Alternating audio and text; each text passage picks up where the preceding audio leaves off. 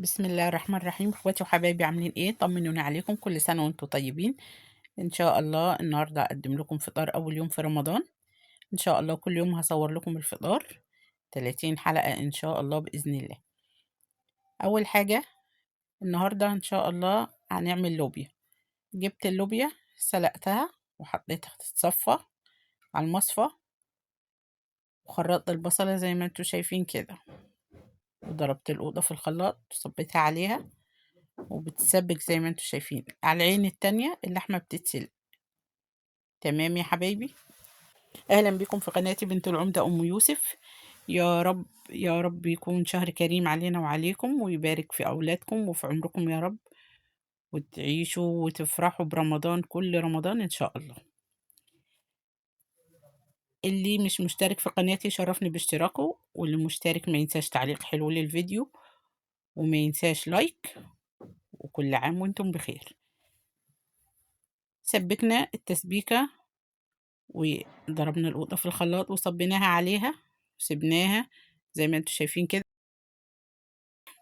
لما اتسبكت الصلصة والحدائق اللي فيها راح، نزلنا باللوبيا وقلبناها كام تقليبة كده حلوين، وبعدين زودنا لها شوية شوربة. تمام تمام. شكلها اهو بسم الله ما شاء الله، حاجة تفتح النفس. تمام يا حبايبي. على العين التانية اللحمة بتتسلق، على العين التالتة حطينا مية تغلي عشان نعمل الرز. تمام. جبنا الحلة وحطينا الشعرية وقلبناها لحد ما احمرت، وبعدين نزلنا عليها بالرز المغسول. طبعا كلكم عارفين الرز، بس اهم حاجة ان الرز تغسليه وتسيبيه يتصفى كويس على ما الشعرية تتحمر. تمام.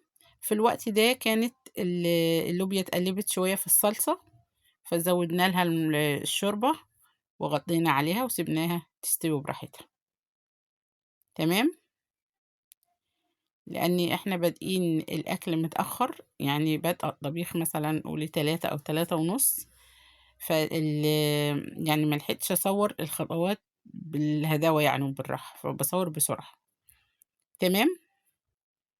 شوحت الشعرية واحمرت، نزلنا عليها بالرز المغسول وتقلبي كام تقليبة كده، تنزلي عليها بالملح وبالمية المغلية اهي.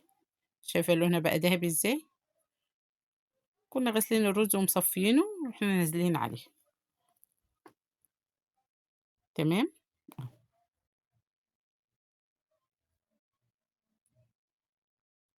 تمام كده. وبرضو ما تنسوش سبحان الله والحمد لله ولا إله إلا الله والله أكبر ولا حول ولا قوة إلا بالله.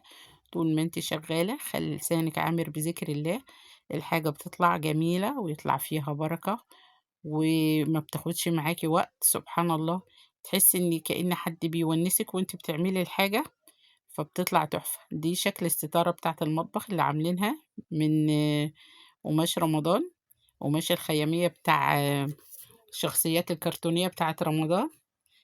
يا رب تعجبكم. تمام كده. تشوح الرز، نزلنا عليه بالمية المغلية ونغطي شوية ونسيبه يتشرب. تمام تمام. غطي الحلة وسيبيها. وبردك على عين التانية حطيت غسلت كوبايتين أو كوباية عدس وحطيتها تستوي، وخرطت معاها بصلاية وقطاية وشوية ملح وفلفل، وغطيت عليها وسبتها تستوي. هنعمل طبقين شوربة عدس جنب الأكل. عايزين حاجة دافية جنب الأكل.